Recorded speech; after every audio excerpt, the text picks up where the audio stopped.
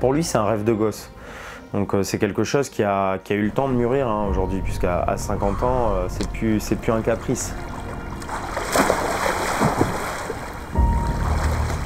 C'est quelqu'un d'engagé, il n'y a personne qui pourra dire le contraire. C'est quelqu'un qui s'engage, qui va au bout des choses. C'est un gros travailleur. Alors les gens pourront dire comment il peut faire, parce que Christian il travaille entre 60 et 70 heures par semaine. Et en plus de tout ça, il trouve le temps d'aller nager. J'ai un physique qui a toujours été atypique dans le sport. J'ai toujours été plutôt le petit gros, le mec un peu costaud, qui est bien pour faire du rugby, mais qui n'a pas le droit de courir, qui n'a pas le droit de faire du vélo, qui n'a pas le droit. Enfin voilà, ce statut de non, on te met de côté parce que t'as pas le physique d'eux. Mais moi je t'emmerde, j'ai pas besoin d'avoir le physique d'eux. Je m'en branle. Moi, j'ai le cerveau de, j'ai le feeling, l'envie, et la force d'esprit de.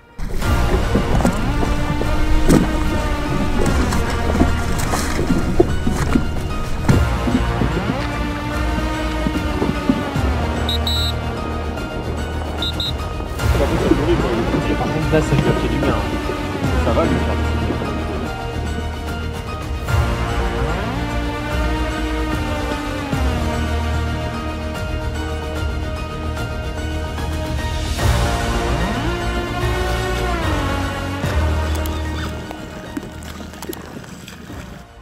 Alors, il y a longtemps que j'en rêve, c'est quand même un rêve de gosse.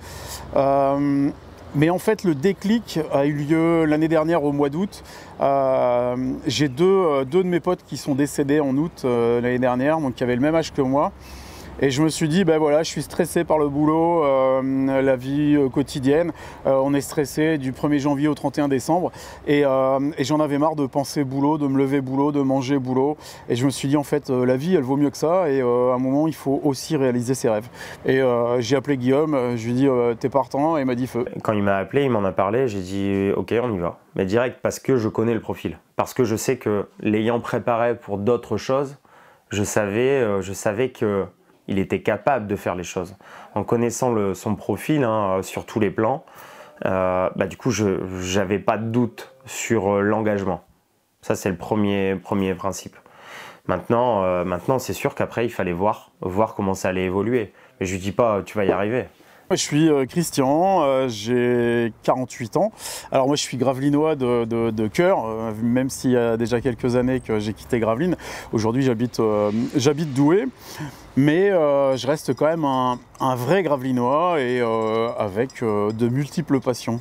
Comme j'ai essayé d'être un grand grimpeur à vélo ou un grand marathonien et que en fait c'était pas possible, j'étais trop gros, je me suis dit il faut un sport porté et donc du coup comme le pole dance j'arrivais pas à m'y mettre, je me suis mis à la natation et moi ce qui m'amusait c'était le fait de faire des choses en natte un petit peu hors normes, mais au-delà de ça en fait, blague mise à part, j'ai fait le marathon des sables, donc, qui est une course à pied de 250 bornes dans le Sahara. Et puis après, j'ai fait aussi du triathlon, de courte distance à longue distance, jusqu'à l'Ironman. Et tout ça toujours encadré et coaché par Guillaume. Christian, on a préparé le MDS, hein, le marathon des sables, donc pour un profil qui est le sien, ça n'a pas un profil de coureur, mais par contre, il a énormément de qualités et notamment cette capacité à se dépasser. Je sais pas comment je peux me définir, je pense que je suis un petit peu une pile électrique quand même et que je suis plutôt un petit peu énervé. Et que ouais, j'ai besoin de ça. Alors je suis ni psychiatre ni psychanalyste de comptoir, mais j'en sais rien, je sais pas. Mais en tout cas, j'ai besoin de ce dépassement, j'ai besoin de trouver de nouveaux défis, j'ai besoin de sortir de ma zone de confort. Et enfin, ça fait partie de moi, les potes qui me connaissent bien savent que de toute façon, je suis pas du tout un mec raisonnable et que de toute façon, s'il y a une connerie à faire, un truc à tenter, ouais, c'est bon, on y va, on va essayer. Et donc, mais j'ai besoin de ça et j'adore ça. C'est quelqu'un d'engagé, c'est quelqu'un d'un peu fou, mais c'est aussi quelqu'un d'entier et qui force à l'admiration. Il y a beaucoup de personnes qui, je pense, voudraient faire ce qu'il fait, mais qui n'y arrivent pas. Quand il l'a annoncé au mois d'août, j'ai tout de suite dit, écoute, moi, si son projet, c'est de traverser la Manche, je t'accompagnerai, je serai là pour t'aider. Et puis, c'est ce que j'ai essayé de faire tout au long de ces derniers mois. Donc, le plus possible, j'ai été là, j'ai été présent, parce qu'il avait besoin de quelqu'un pour l'accompagner. Donc moi j'étais pas tout seul, hein, comme Vincent, comme Pierre, comme Karine, comme Hélène, comme mon épouse. Il y a de nombreuses personnes qui sont venues l'aider, qui sont venues l'accompagner pour sa sécurité et puis aussi pour parfois le raisonner. Parce qu'il faut savoir que Christian, parfois il n'est pas très raisonnable, alors il faut qu'on puisse faire en sorte qu'il reste du bon côté de la chose et puis qu'il ne se mette pas en danger. Rien que le fait d'en parler, c'est déjà une idée folle. Nager plus de 2 heures, plus de 3 heures, c'est déjà compliqué. Enfin, pour tous ceux et toutes celles qui font de la natation, ils savent que nager pendant 1 heure dans une piscine, c'est déjà bien compliqué parce que compter les carrelages, au bout d'un moment, il y en a ras-le-bol. Après, nager au-delà. Moi, quand je croisais les gens ici au niveau du chenal, les gens se disaient, mais il consulte, il est fou. Voilà, toutes les réactions qu'on pouvait avoir, elles sont assez marrantes, mais en réalité, c'est vraiment l'idée qu'on peut se faire d'une personne qui nage dans un chenal quand l'eau elle est à moins de 10 degrés, quoi. Ouais.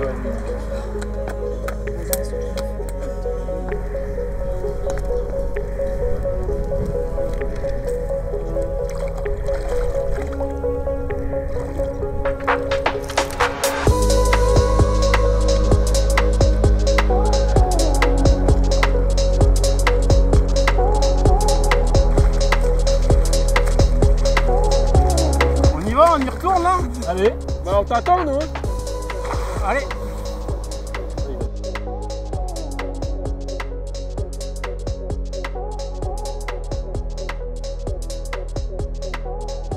Ouais, tu vois, on a une eau à 12 degrés. Putain, c'est royal ça. Ouais, non, c'était bien. Allez, tu dois vous courir. Bon alors définitivement les loupiottes pour les vélos, c'est pas une bonne idée en fait. C'est fragile. Hein. Non, j'ai pas froid. Après, il faut tout le temps un petit quart d'heure avant que. Ouais, c'est là où ça arrive en fait. Ouais. Tu veux une spatule? Alors une préparation, c'est du temps. Certains diront que c'est aussi de l'organisation et d'une hygiène de vie. Alors, on va dire que l'organisation et l'hygiène de vie, c'est pas trop ma came. J'ai un peu de mal avec ça. Moi, je suis un petit peu tout azimut et j'ai un peu le cerveau qui est constamment en ébullition. Et c'est vrai que j'ai un peu de mal à me poser. Alors, pour la préparation, ça va de séances relativement courtes quand l'eau est très froide, parce que il ne faut pas oublier qu'un des grands défis de cette traversée, c'est la température de l'eau. On ne peut pas dire qu'on ait été gâté cette année, ni même cet hiver. L'eau aujourd'hui est encore très froide, on est à 15 jours du départ. L'eau est encore très froide. Maintenant, donc les séances, je me souviens d'une séance au parc, où l'eau était à 2,4 degrés. Quand on voit quelqu'un se mettre à l'eau et que sur les côtés du parc, on voit que l'eau est gelée, ça fait une drôle de sensation parce que sur le côté, on a bien froid. Et lui, il a passé 24 minutes dans cette eau gelée. Et quand il est sorti, il était bien violet. Les contraintes psychologiques, elles sont importantes. Et c'est d'ailleurs pour ça qu'il faut être progressif et régulier. On ne peut pas du jour au lendemain faire 45 minutes dans une eau froide. Et quand je dis froid, c'est pas 15-16 degrés, c'est être capable d'aller quand l'eau elle est à 6-7 degrés. C'est ce que j'expliquais, un système de descente des températures pour accepter, pour comprendre, pour s'adapter. Et à l'inverse, mieux repartir sur une remontée de température. Ouais. Donc des contraintes, il y en a énormément. Elles sont financières, elles sont temporelles puisque ça prend un temps monstre. Même si on se dit nager, tu vas nager, c'est qu'un maillot de bain. Ouais, c'est vrai, mais il faut aller. Hein. Christian, lui, il habite à Sommin. Donc, quand il veut nager en mer, il a déjà minimum 1h30 de route. On a attaqué peut-être en septembre-octobre. Il a fait la descente des températures. Du coup, il est allé un petit peu au maxi, puisque on joue avec les limites quand même. C'est pas naturel de traverser la Manche. Et Christian a cette faculté de s'adapter. Et l'adaptation, s'il y a bien un mot, c'est de s'adapter au milieu, pas le milieu qui s'adapte. Le milieu, il est froid, il est quand même... il n'est pas accueillant, entre guillemets. En fait, il y a un petit peu de tout, que ce soit de l'éducatif en piscine, c'est-à-dire nager avec les poings fermés, nager en allant chercher le plus possible les appuis, et c'est vraiment de travailler la technique. Et puis des moments purs où on cherche uniquement à faire du volume et à s'habituer à faire tourner les épaules, faire tourner les bras, pour qu'on puisse justement appréhender le milieu en fait. Ah, je passe beaucoup d'heures dans l'eau, je dirais une quinzaine d'heures par semaine, avec des semaines plus ou moins importantes, mais sur l'ensemble de la préparation, je dirais que je dois être entre 550 et 600 km. Bah, il y a une prépa physique qui est déterminante, et la prépa mentale à côté, même si nous on ne fait pas de prépa mentale vraiment au sens même de ce qu'on peut mettre derrière. La prépa mentale, elle passe dans l'entraînement. La meilleure des prépas mentales, c'est celle que tu découvres à l'entraînement. Qu'est-ce que j'ai mis en place? Quelles facultés j'ai réussi à sortir? Quels sont mes points forts? Quels sont mes points faibles? Comment je me suis adapté? Quelles ressources j'ai? Quels moyens j'ai? Comment je vais travailler? À quoi je vais penser? À quoi je ne vais pas penser? Sur quoi je vais me concentrer? Et pas m'appliquer, parce que on imagine une traversée à 13 heures par exemple.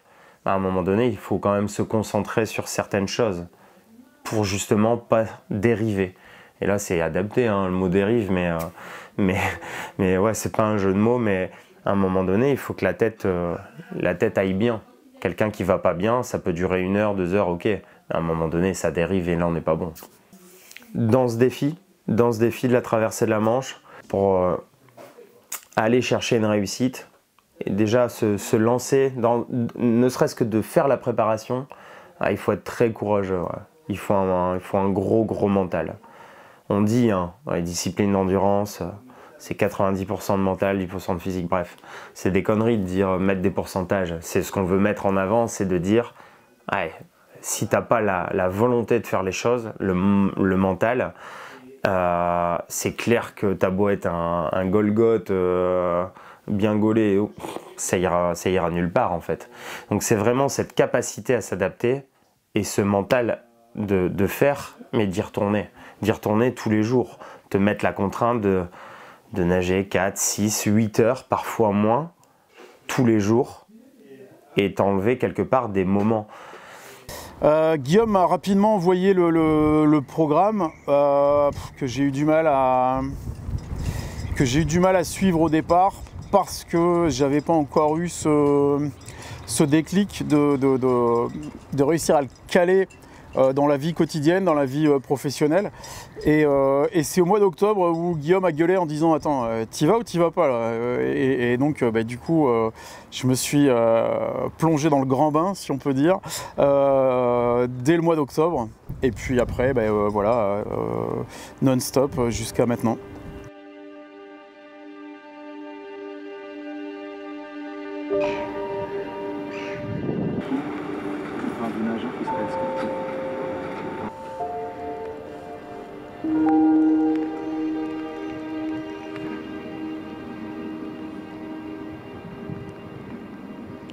On va juste se mettre, partir en bateau de l'eau. Là-bas,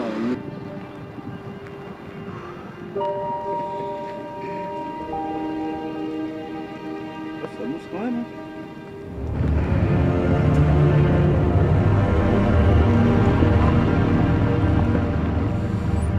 Allez, go!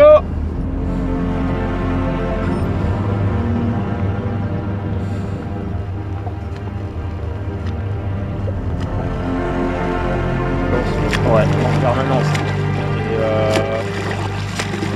Et il y a un truc important.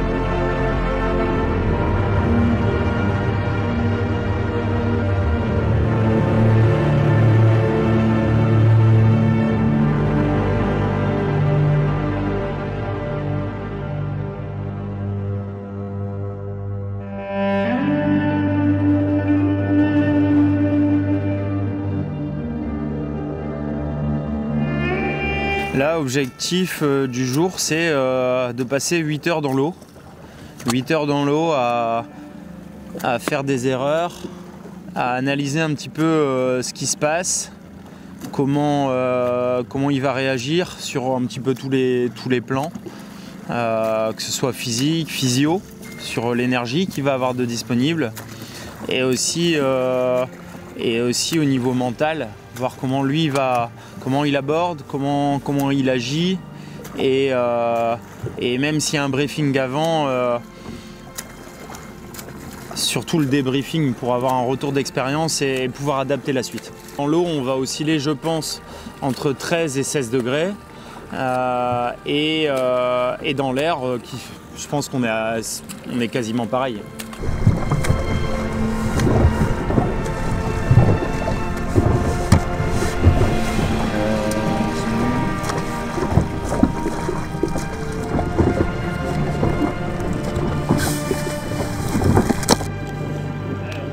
Favorable là.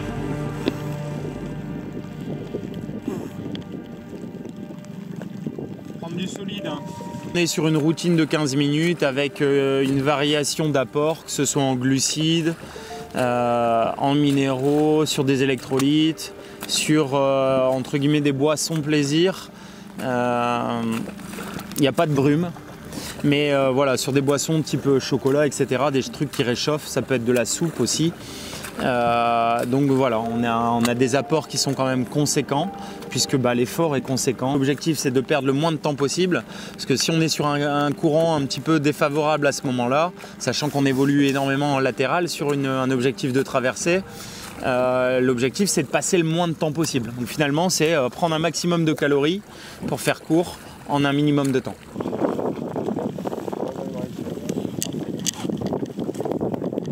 Là, tu as une barre protéinée, on est à 3 heures, lâche-le le bidon, on s'en fout. Barre protéinée, mâche-la bien, on est à 3 heures. D'accord? Un peu plus dur à avaler, mais c'est important, hein. C'est bon pour la tête aussi. Hein.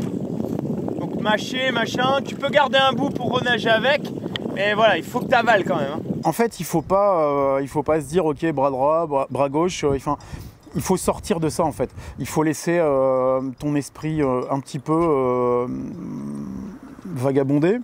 Et puis, tu vois, sur une séance de 8 heures, j'ai démonté 3 fois le carburateur de la tondeuse parce qu'il fallait que je le fasse et que, quel outil je vais prendre, comment je vais m'y prendre, qu'est-ce que je vais nettoyer, comment je vais le nettoyer. Et puis, voilà, c'est un quart d'heure, c'est 20 minutes qui sont passées sur ta tondeuse. Et puis, en fait, c'est des moments où tu n'es plus là. Ce qui est drôle aussi, c'est que souvent, je nage les yeux fermés.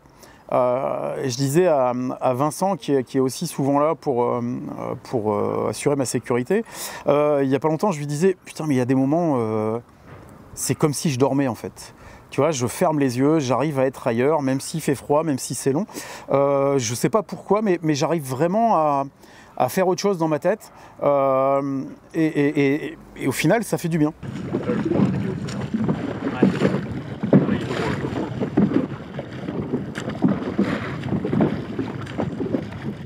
T'as une pâte d'amande et du chocolat. Pâte d'amande et du chocolat. Elle est où ta soupe? T'as pas de soupe? Ouais, ok. Prends.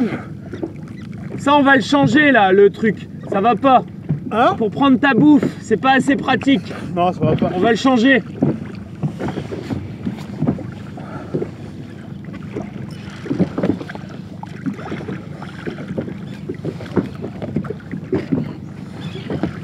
Ça va? C'est bien là, c'est bien, hein? C'est très bien. T'as pas froid? C'est pas confort, ouais, mais j'ai pas froid. Et t'as encore quelques semaines, et donc ouais, quelques degrés. Ouais. Le jour J, si on a du soleil, ça te réchauffe le dos. Et ça, c'est important. Il faut le garder le rythme des 45 minutes. Après là, tu vois, c'est un peu plus consistant, il faut mâcher un peu. Et après, la banane, c'est vraiment bien. Ouais, tu la cales et tu nages. Et tu la laisses se faire tranquillou.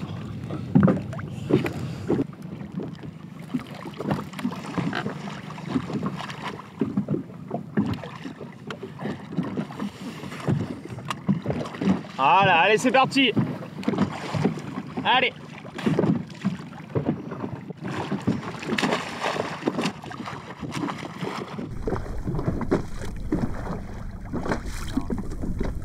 « 14 km 390 et 4h47. 8 heures, c'est beaucoup, mais ça représente que la moitié de la traversée de la Manche. J'avais peur de l'hypothermie, qui est un des facteurs assez compliqués à gérer. J'avais d'autant plus peur que une semaine avant, j'avais une séance de 6 heures qui ne s'était pas très bien passée dans le chenal, où j'avais des difficultés à m'alimenter. Alors que sur la séance de 8 heures, une semaine après, il ne faisait pas forcément beaucoup plus chaud, mais cette séance, elle est vraiment bien passée. Les conditions de mer étaient ce qu'elles étaient, c'était correct. La température de l'eau, au final, s'est bien passée. Je sors plutôt frais. Quand Guillaume me dit que ok, c'est bon, je peux remonter dans le bateau, ça fait 8 heures. À la limite, si on avait fait 2 heures de plus, ça passait facile. J'étais bien, j'avais pas froid, j'avais pas faim, j'étais pas fatigué, j'avais pas de douleur. Et donc, c'est plutôt rassurant en fait. Là, il a fait 8 heures. C'est une étape importante dans la préparation.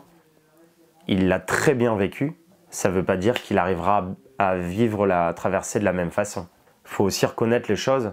C'est que dans la prépa, ce 8 heures, il fait du bien. Il l'a fait et il l'a bien fait. Et ça, c'est réconfortant puisque ça met en confiance. Ça met en confiance. Quand je me suis lancé dans le défi, au final, j'espérais pouvoir nager et traverser la Manche en août, en espérant que l'eau soit un peu plus chaude. Et j'ai demandé, donc j'ai appelé Guillaume en disant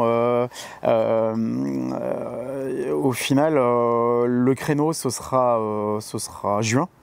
Et est-ce que je serai prêt? Et Guillaume m'a juste répondu, on n'est jamais prêt pour ces conneries. Est-ce qu'il est prêt? Oui, puisqu'il faut être optimiste. Est-ce qu'il va réussir? Je sais pas. Je sais pas. Je lui souhaite. On fera tout pour. Mais si à un moment donné, sur le bateau, je vois qu'il est en difficulté, ou si on voit qu'il y a quelque chose qui ne va pas, ça sera à nous d'être forts et de se dire, avec les bonbons, non Christian, c'est pas pour aujourd'hui. Et à l'inverse, ça va être dur. Mais s'il est en mesure de le faire et qu'on juge que ça colle, oui, on va le pousser pour qu'il y arrive.